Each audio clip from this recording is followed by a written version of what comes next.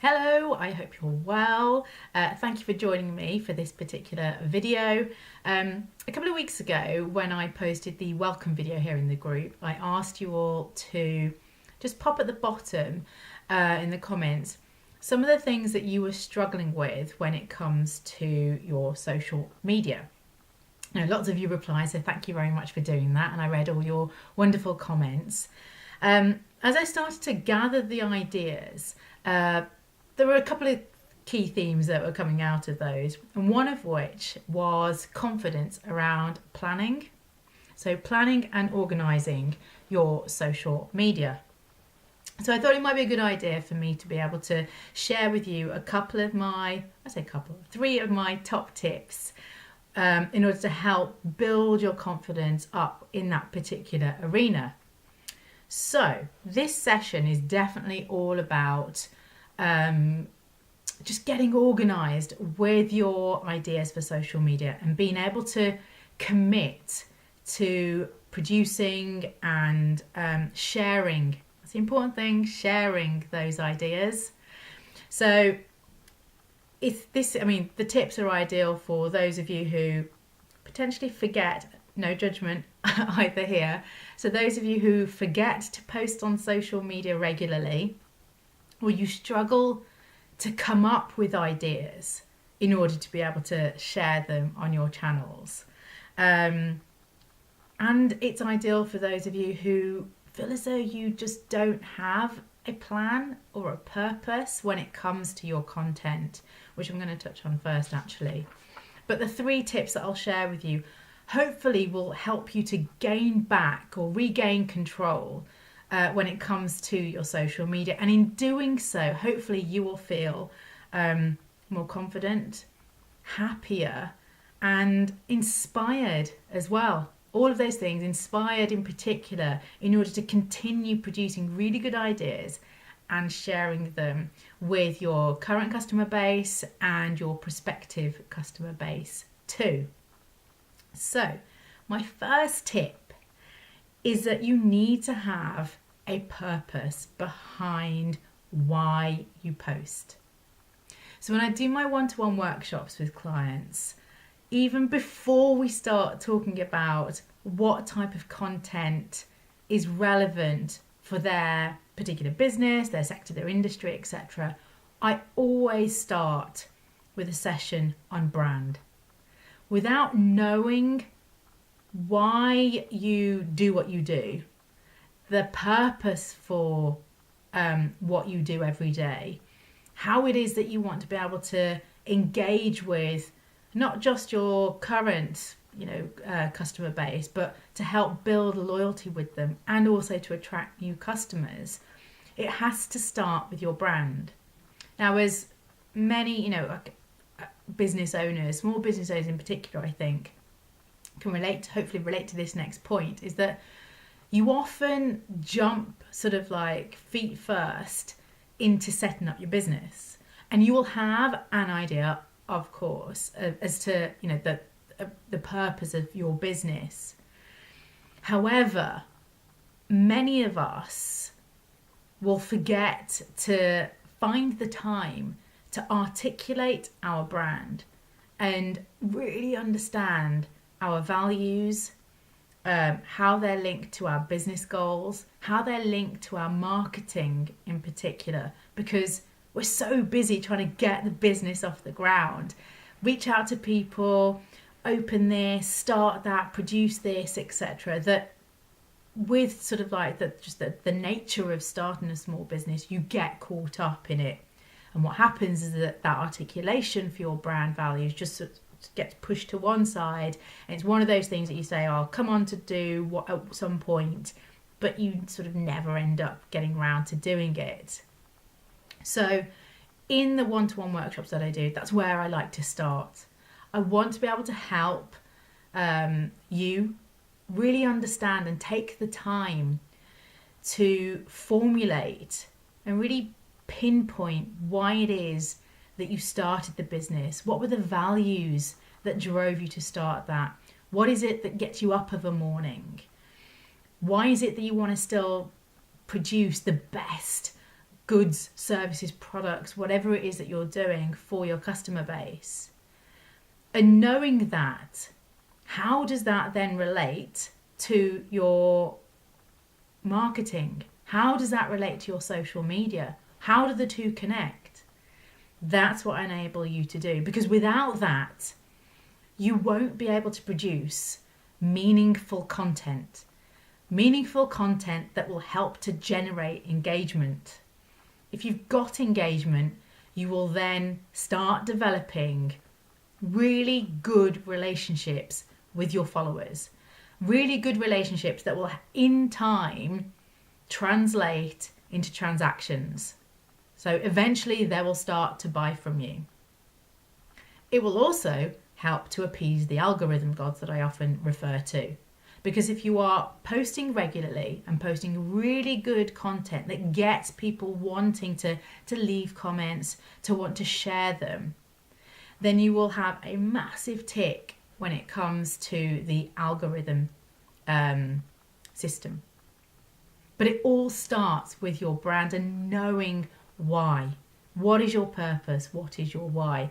So if you haven't done that already, I would suggest you take a lot of time, I would say that you assign time to do that. Get away from the desk, the office, go for a walk, grab a coffee, whatever it is that enables you to get some headspace and possibly physical space in order to start penning those ideas down. Please do that. So that's my first tip.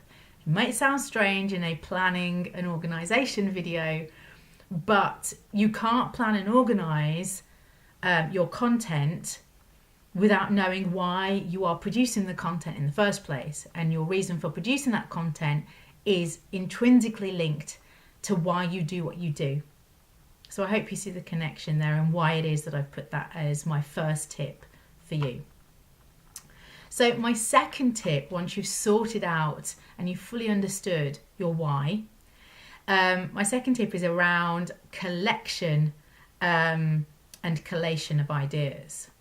So I have a workshop, it's called Creating Engaging Content.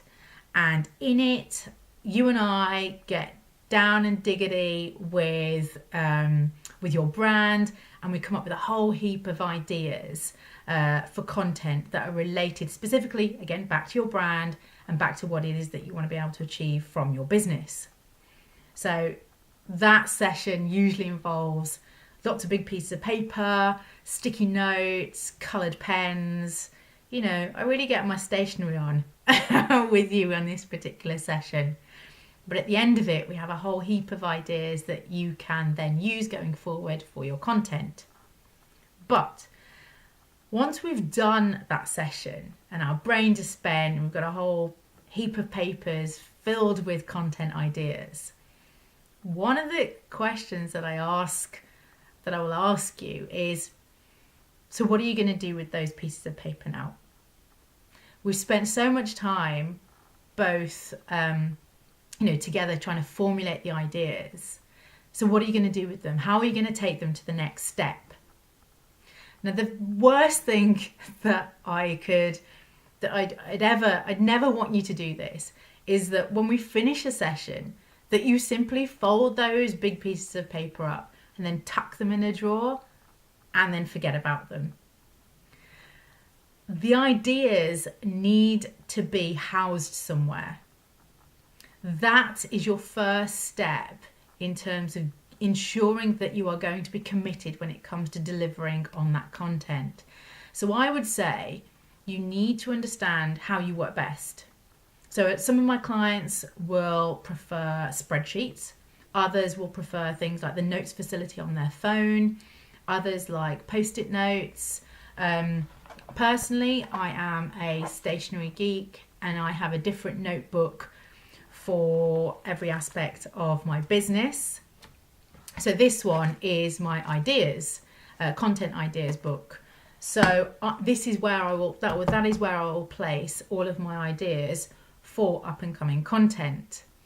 So I would suggest that however you decide to create your content ideas relating back to your brand, You put them somewhere that you can see them regularly, refer to them, and importantly, add to them consistently.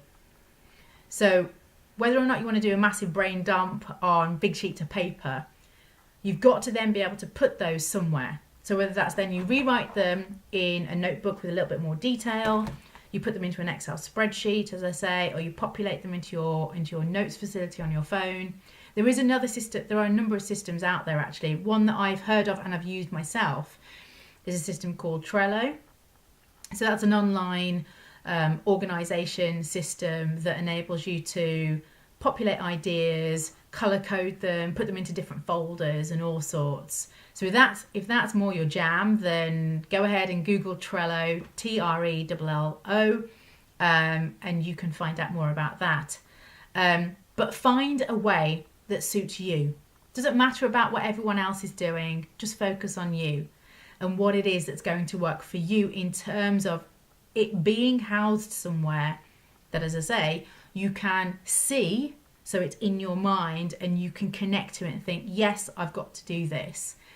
That you can easily refer to as well. So for me, it's just about getting it out of the drawer and opening it up. But also being able to add to them constantly, because like anything to do with social media or anything to do with your marketing, in fact, it's ongoing. So it doesn't matter that you've assigned a couple of hours to have a huge brain dump. I mean, that's brilliant. However, you're going to constantly need to update that, but the updates won't take nowhere near as long as the initial sort of like outpouring of ideas. But the important thing is that you continually look to update the ideas, because you will constantly need to produce content.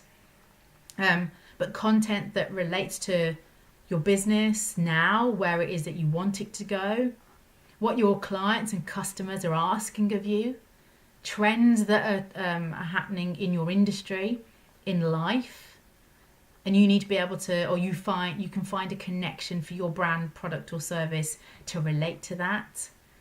So therefore, content will always be changing. So you need a system in place that works specifically for the way that you work and that will help you to stay committed to social media. So that was my second point, collecting ideas and then collating them in a way that empowers you, that allows you to commit. And my third and final tip is scheduling.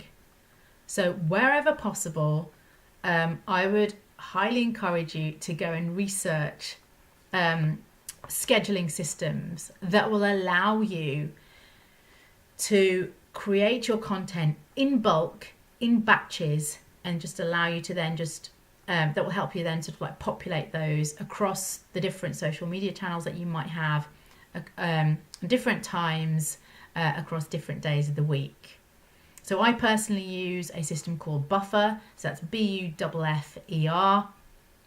I have an online, a desktop version of that, and I've also got a app on my phone. So if I'm on the go, I can then make amends to various posts that I have scheduled. But once and there are lots of free systems out there, by the way, so you don't necessarily have to pay for them. Facebook itself has a system that's free. It's within Facebook itself. It's called the publishing tools. You'll see them on your page, your business page. And you can list, I don't think there's a limit actually as to how many posts you can schedule there. So go nuts. But I would also say when you come to scheduling, have that system where you've collected your ideas. So whether it's your notebook, whether it's your note system on your phone, whether it's an Excel spreadsheet, have that opened next to you. Set aside a day where you're going to be doing your social media admin. It won't take you a whole day to do it, but just assign a day in the week where you will have an hour or two where you will focus solely on scheduling your content. Open your notebook, open your Excel spreadsheet, open up your scheduling system and begin. Begin scheduling those posts that you've worked hard on in order to create the content for. schedule, your week ahead, 1 week ahead, 2 weeks ahead. I'd say no more than 2 weeks actually, because life happens. And because life happens, that will help influence the type of content that you want to be able to share with your followers, with your customers, with your prospective client base. So try not to schedule more than at least 2 weeks ahead, because it gives you that flexibility to change things up and make your posts also more real. So yeah, look back at your content ideas that you've collated, open up your scheduling tool, and then go ahead and schedule. So I'm hoping that the 3 tips that I've just shared with you there will be of great use for you.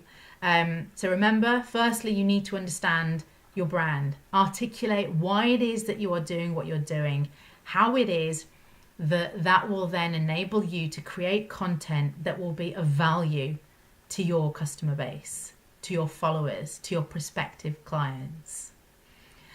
Secondly, it's about collecting and collating ideas in a way that works for you, in a way that enables you to remember that you should be topping up ideas, in a way that reminds you visually that you need to stay committed to social media.